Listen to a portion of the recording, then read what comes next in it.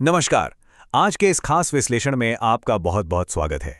आज हम सीधे एक बेहद पावरफुल और सोचने पर मजबूर कर देने वाले लेख पर बात करेंगे।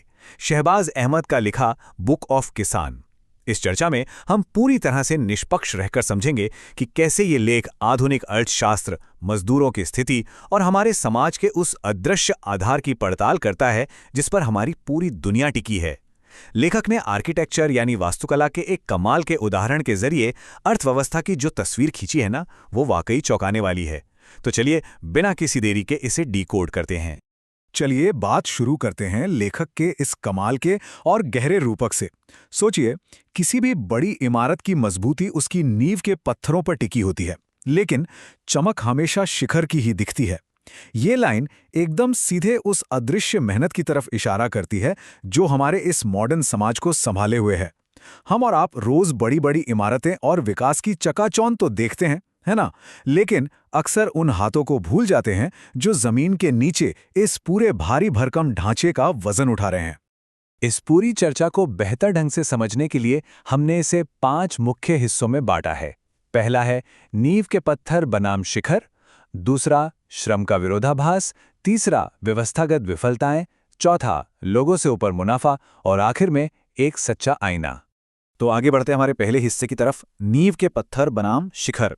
यहाँ हम आधुनिक विकास की उस कड़वी विडंबना को समझेंगे जिससे नजरअंदाज करना मुश्किल है। यहाँ लेखक एक बहुत ही चुभने वाली सच्चाई की ओर ध्यान खींचते हैं। जरा सोचकर देखिए, एक तरफ वो किसान है जो पूरी दुनिया का पेट भरता है, अनाज उगाता है, लेकिन खुद कई बार भूखा ही सो जाता है। और दूसरी तरफ वो मजदूर जो गगनचुंबी इमारतें खड़ी कर देता है, लेकिन खुद के सिर पर एक पक्की छत तक नहीं होती।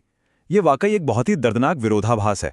मजदूर और किसान अपनी मेहनत से जो बनाते हैं और असल जिंदगी में जो वो खुद भुगतते हैं, उसके बीच का ये भारी अंतर ही इस लेख का मेन फोकस है।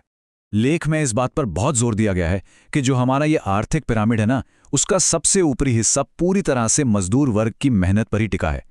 कोई भी बड़ा पूंजीपति या कोई भी सरकार बिना मजदूर की शारीरिक ताकत और किसान के दिए वक्त के कभी महान या सफल बनी नहीं सकती। मतलब श्रम के बिना पूंजी बिल्कुल मिट्टी के बराबर है। ये हमें याद दिलाता है कि इस पूरी इकोनॉमी को चलाने वाला असली इंजन आखिर है कौन। अब आते हैं दूसरे हिस्से पर, श्रम का विरोधाभास, जहां हम न्यूनतम मजदूरी और मुनाफे में उचित हिस्सेदारी के बीच के फर्क को करीब से देखेंगे। अब ये पॉइंट काफी दिलचस्प है। लेखक श्रम के अवमूल्यन यानी लेबर के डीवैल्यूएशन को एक अलग ही नजरिए से समझाते हैं। होता क्या है कि जब मुनाफे को बांटने की बारी आती है तो जो लोग सबसे जरूरी काम कर रहे हैं उन्हें मिनिमम वेज या न्यूनतम मजदूरी के नाम पर बस इतना थमा दिया जाता है कि वो किसी तरह अगले दिन फिर से काम पर आ सकें। बस इतना ही। इसे मुनाफे में उनके जायज हिस्से की तरह बिल्कुल नहीं देखा जाता। ये एक ऐसा सिस्टम है जिसे सिर्फ उनके सर्वाइवल यानी जिंदा रहने के लिए डिजाइन किया गया है, ना कि उन्हें उनका सही हक देने के लिए। इस व्यवस्था में होने वाले शोषण के कुछ खास पहलू हैं जो लेख में साफ साफ बताए गए हैं। सबसे पहला है शीर्ष पर बैठे लोगों में एहसान या कृतज्ञता की कमी।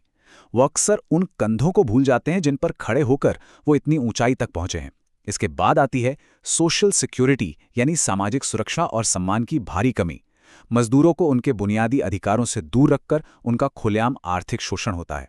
और सबसे बड़ी बात, इस सिस्टम में अगर मजदूर को मुनाफे में हिस्सा दिया भी जाए तो उसे उसका संवैधानिक हक नहीं माना जाता, बल्कि ऐसे पेश किया जाता है जैसे कोई खैरात या दान बांटा जा रहा हो। चलिए अब तीसरे भाग की तरफ रुख करते हैं, व्यवस्थागत और नैतिक विफलताएं।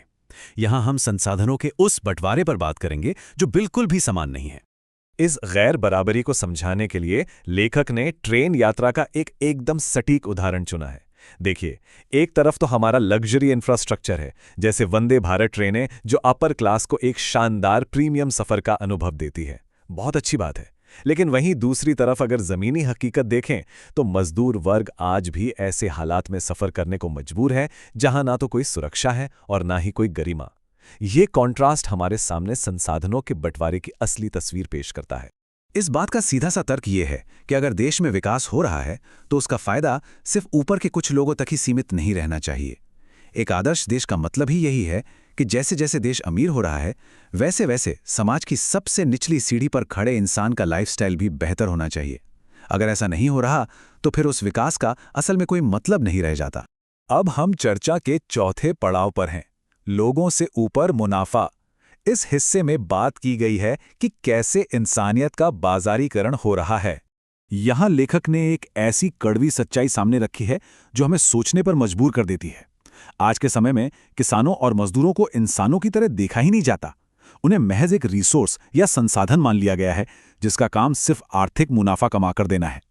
विडंबना देखिए, अगर शेयर बाजार थोड़ा सा भी गिर जाए तो वो तुरंत ब्रेकिंग न्यूज बन जाता है, हेडलाइंस में छा जाता है। लेकिन इन मजदूरों और किसानों का जो रोज का संघर्ष है, उनकी जो तकलीफें हैं, वो कभी किसी न्यूज़पेपर की हेडलाइन नहीं बनती। उन्हें मानो मशीन का कोई पुर्जा समझ लिया गया है।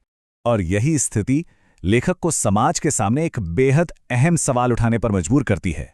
जरा सोचिए, क्या हमारी आने वाली पीढ़ियां शोषण के इस लंबे समय से चले आ रहे चक्र को चुनौती दे पाएंगी, या फिर वो भी बिना कोई सवाल किए बस चुपचाप इसी सिस्टम का हिस्सा बनकर रह जाएंगी?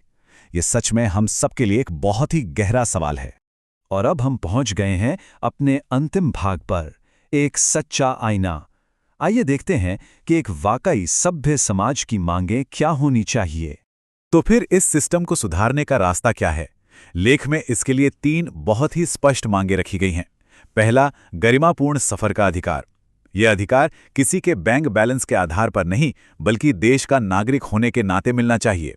दूसरा, श्रम का सम्मान। मजदूर को इंसान समझा जाए और उसकी मेहनत को बाजार के रेट से नहीं, बल्कि उसकी इंसानियत और ज़रूरतों के हिसाब से तौला जाए। और तीसरा, किसानों की सुरक्षा। ये पक्का करना कि जो अन्नदाता हमें खाना खिला रहा है, उसे कभी किसी साहूकार या कर्जदाता के आगे झुकने पर मजबूर ना होना पड़े। अपनी बात को खत्म करते हुए लेखक एक सच्चे सभ्य समाज की बहुत ही शानदार परिभाषा देते हैं। वो देश की सफलता को नापने का पैमाना ही पूरी तरह से बदल देते हैं। वो कहते हैं कि सफलता इस बात से तय नहीं होनी चाहिए कि देश का सबसे अमीर आदमी कितनी महंगी कार में घूमता है। इसके बजाय सफलता इस बात से तय होनी चाहिए कि समाज का सबसे गरीब इंसान भी कितनी गरिमा और सुरक्षा के साथ अपना सफर तय करता है। सच में यही समानता और इंसानियत का असली रास्ता है। तो आज के इस विश्लेषण को हम इसी विचार के साथ समाप्त करेंगे कि जब तक मजदूर की आंखों में आंसू हैं और किसान के माथे पर चिंता की लकीरें हैं, तब तक कोई भी देश पूरी तरह से आज़ाद नहीं कहला सकता। ये पूरी चर्चा हमें सोचने पर मजबूर करती है कि आखिर आज़ादी और विकास का असली मतलब है क्या। और सबसे बड़ा सवाल जो हमें अपने आप से पूछना चाहिए कि हम सब मिलकर उस अदृश्य आधार की मरम्मत कैसे शुरू कर सकते हैं जिसने हम सबको थाम कर रखा है। आप इस बारे में क्या सोचते हैं? इस विश्लेषण में हमारे साथ जुड़ने के लिए आपका बहुत बहुत शुक्रिया। मिलते हैं अगली चर्चा में।